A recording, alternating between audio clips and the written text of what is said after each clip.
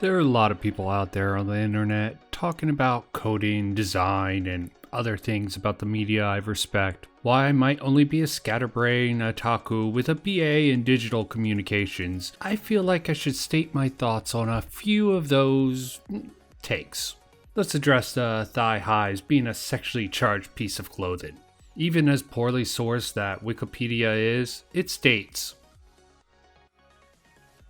in the context of it being included in a character design of an anime character, it is an indication of a moe or cute character.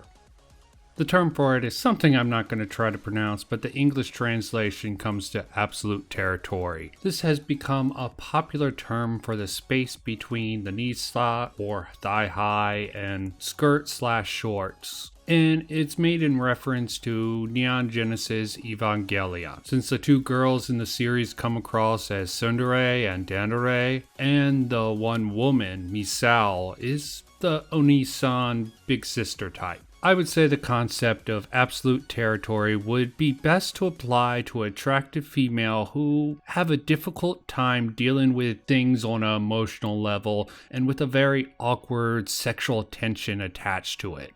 Rika from Love, Chunies, and Other Delusions is one of the best examples of this trope in action. And that's not even addressing the color choice for such a garment, what that could imply.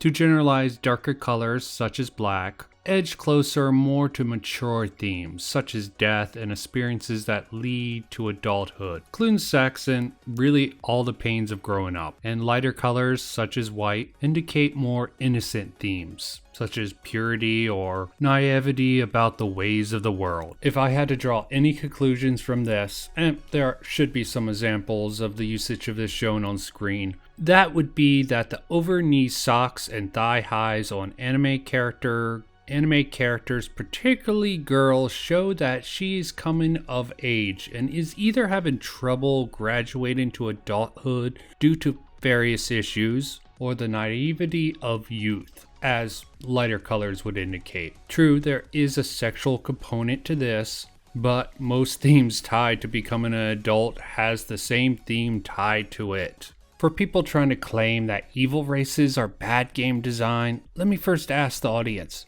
do you think the Nazis were evil? I know that's not a race, but if you think all Nazis are evil, that is the same as saying all people of one race are evil. Now throw all that out of the window because I can't think of one race offhand that is purely evil. There are many races that are created to have malice towards other races, or at least twisted that way. But that's the same as if you program robots to kill everyone who isn't a robot. Think about it. Lord of the Rings, the orcs were pretty much elves twisted and tortured to become whatever they became. In Fallout, the super mutants were made from humans to think for some crazy reason that they were superior to humans or something like that. And not even all of them turned out that bad in the end. Why it might not be a game, Doctor Who has the Daleks, another evil race. Again, created to hate everything that wasn't a Dalek. In the video that shall not be named here, they make a claim of bioessentialism. But to do that, you have to really just totally ignore the origins of the orcs, which was credit to Tolkien. Now, I'm sure there's all sorts of people claiming him being a racist and all. They tend to do that with all these older writers. But a quick look at Wikipedia, yeah, I said, poor citation, but I'm a lazy millennial like most of the other people making videos on the internet, so sue me. And it shows that is most likely untrue. In fact, given this bit, you can tell he really wasn't down with the Third Reich. You can even make the claim that Hitler was the great evil that corrupted the German people, sort of like in Lord of the Rings orcs. Now, some idiot can try to relate to the real life races from the fictional one, just like idiots claiming that it's a problem of how they are represented in media. But really, where are the examples? I'm trying to think of evil orcs. It's certainly not in World of Warcraft, probably my video game equivalent of orcs. Sure, they really start off as an evil race, but They were being controlled and practically enslaved. But from there, they quickly became fully fleshed out. Sure, they're rough around the edges, but both heroes and villains come out of the Horde's rank, and Thrall is boss. So, what instance of orcs are they even talking about? To me, it seems like they're trying to paint them all with a broad brush, but I might be giving them too much credit. Then they move to the more quote on, quote off evil races like fantasy monsters. I have to assume because then again, they give no examples, just like slime-like creatures presented on screen. Finally, when they do give some examples, it's 40k bad and Mass Effect good. Oh yeah, they have a bit about those monsters comparing to Force of Nature that really misses the mark so badly, it's not even really worth addressing. Look, I don't play 40k, so I can't say much about that section, but they practically undermined their own point shortly after about talking about the novelizations. Of course, not all the games are going to be story focused. Books need that. My guess is whatever game or games they're using as examples, the human characters think that all aliens are bad and that they, the humans, are good. Big fucking surprise.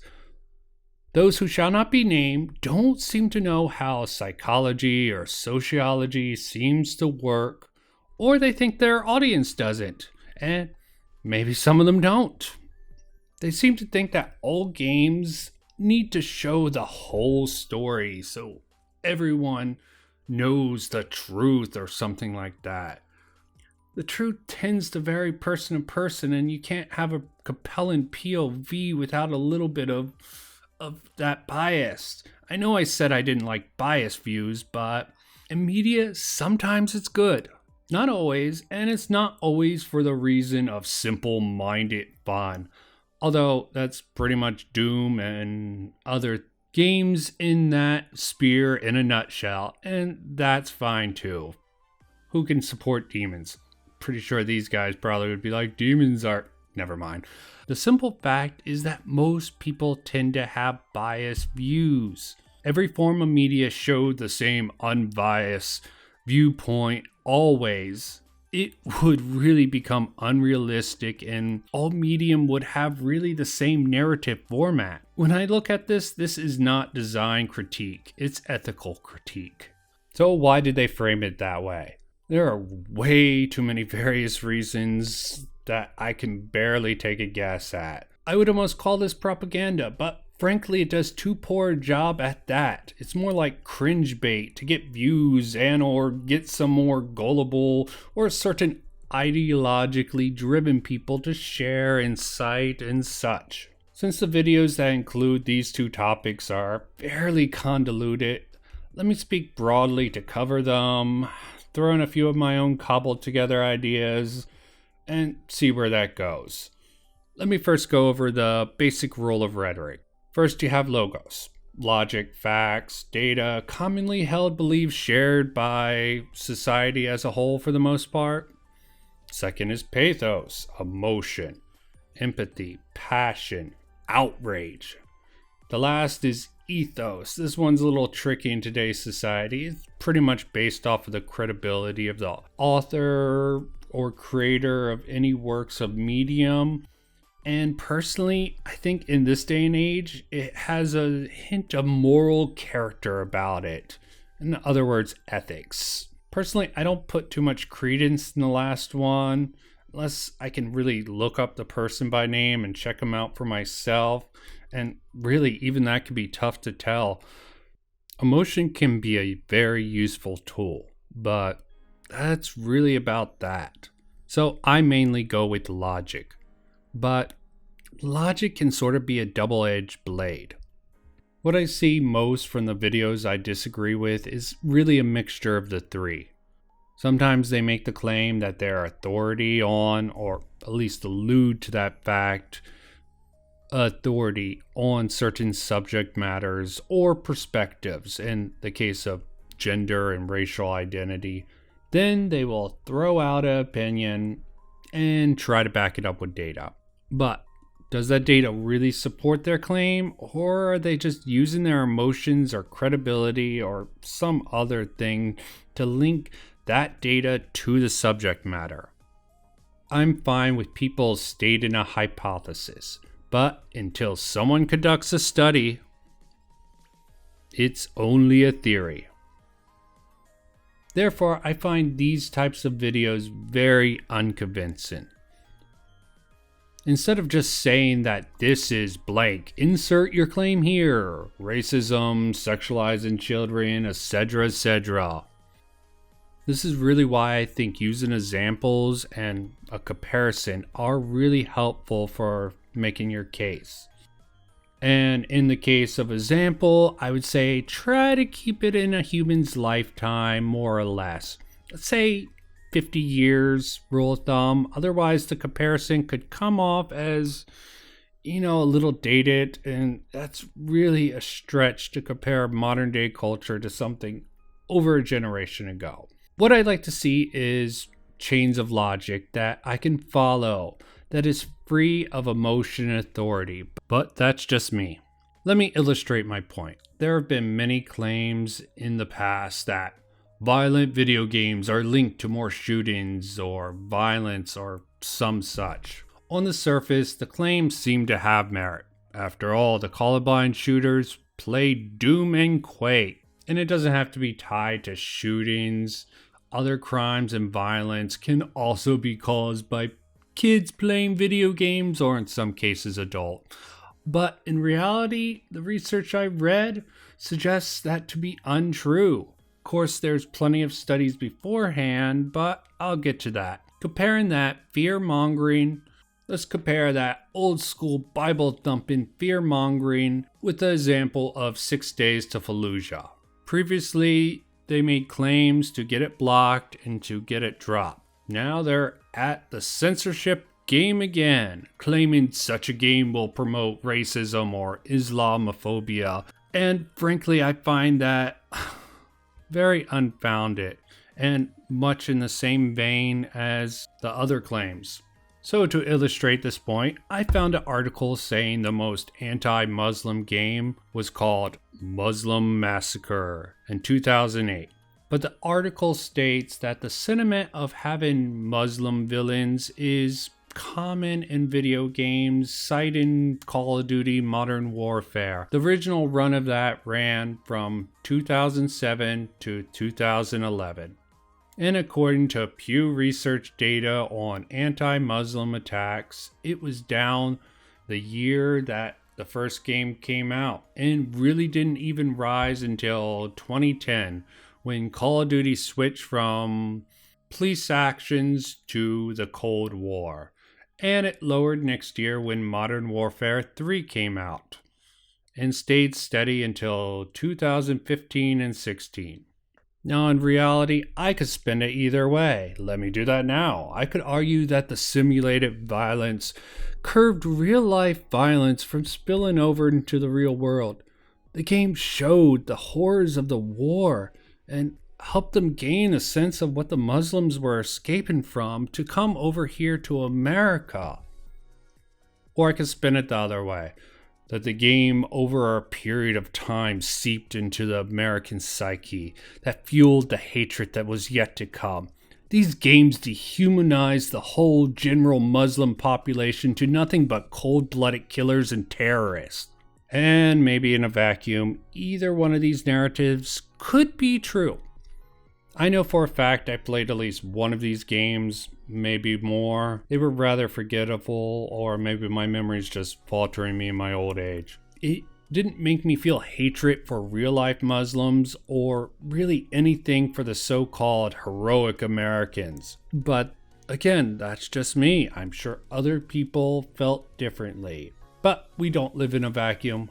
There was at least one attack in 2015 and several in 2016 that could really easily account for the rise in attacks that probably happened against Muslims who had absolutely no connection to these attacks at all. Tell me, has there been any serious flaw in my logic so far? There really shouldn't be, because I made no serious claim. I played both sides for my one example. I just explained what the claims were being made about the video game and cited the evidence that I think disproved it. Oh yeah, I'll put the links below in the description. Then I made a case on how the same stats can be used for really totally different conclusions.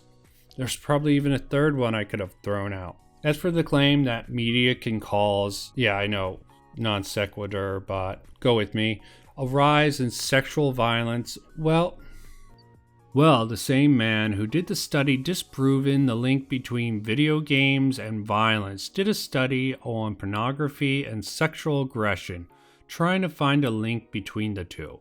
From what I read, it seems like him and his research partner really doubted previous research on the subject matter, and them themselves found little to no link between porn and sexual aggression and violence. Now, I could just be biased about the work that this man does. I am supportive of the meta-analysis that he performed. It's just a much more thorough method that looks at a much broader range of subjects. I personally have more faith in that study than really the older approach that gave credence to everyone saying that video games cause violence and mass shootings. The same can be said about porn causing really sexual violence of any type. And there is a problem with violent sexual activity. They just don't believe it's related to pornography. And that would probably include offshoots like hentai. To claim fiction does not affect reality at all is a false one. But it's rarely a slippery slope effect. The question is how long that ball goes on rolling before it meets a force to push back on it. Usually and hopefully, in some cases, it's a force great enough to push that ball right over the edge and cause the ignorant belief to be gone for a long time, but not forever.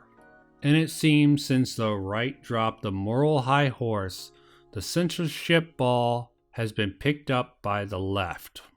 As someone who stands more in the middle, I would rather that ball stay high up on that ledge for all to see, until all the people can look up at that ball and say, yeah, there it is. And it's going to stay there if I have anything to say about it. And I am done.